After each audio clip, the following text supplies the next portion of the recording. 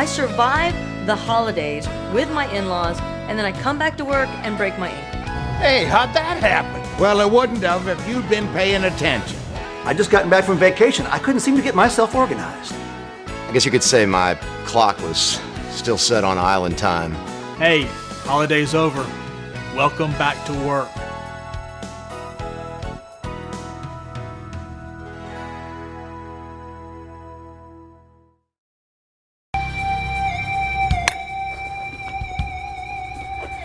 Hey Steve, our fourth just canceled. We have a tea time in like 5 minutes. Care to join us for a round?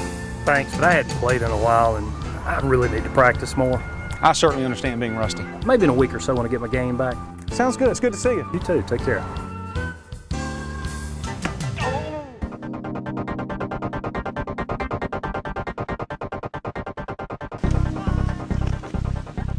Hey, let's take the expert trail. I heard it's awesome.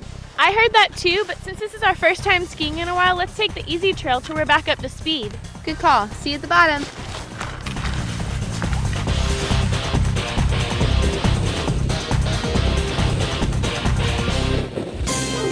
Hey, Bob, what are you reading? It's time to dive. I'm looking at the dive tables against the bottom time of our last dive. I just want to make sure our surface intervals are right between dives. Come on, you know we're good. Let's get geared up already. Well, it's been a long time since I've dove. I just want to make sure I do things correctly, and I don't want to get bent. Oh. Hey, show me what you're looking at. I can't remember how to do that. So what do these various people doing these seemingly unrelated things have in common? Well, each of them is being asked to perform a skill which they had developed in the past, but are now out of practice. In each case, the person recognized that they needed some remediation or practice before they would be able to perform the skill again at a high level. I really need to practice more. Perhaps you are not a golfer, or a snow skier, or a scuba diver. But if you're watching this program, there is a good chance that you may be a machine or equipment operator, a food processing, factory, or assembly line worker, a maintenance or operations worker, an electrician, welder, or other type of skilled tradesperson. Each of these and countless other jobs share the fact that a certain set of skills are needed to perform them safely, specifically safety skills. Safety skills, just like other skills, can erode over time.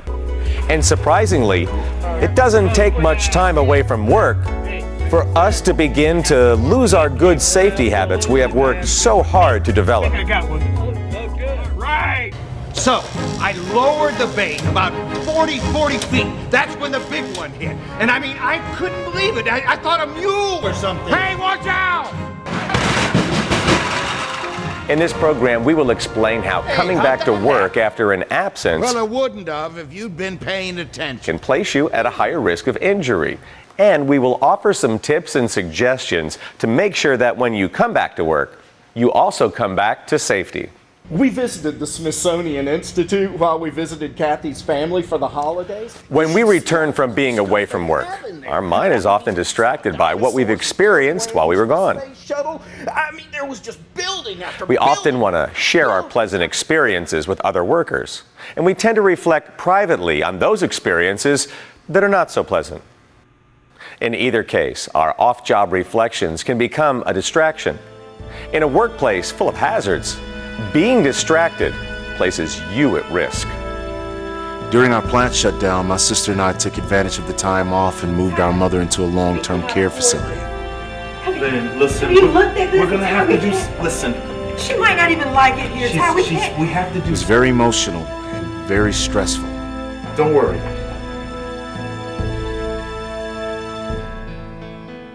Even after returning back to work, my mind was racing about everything I had to do, from insurance forms, medical documents, medical care, and just being strong for my sister.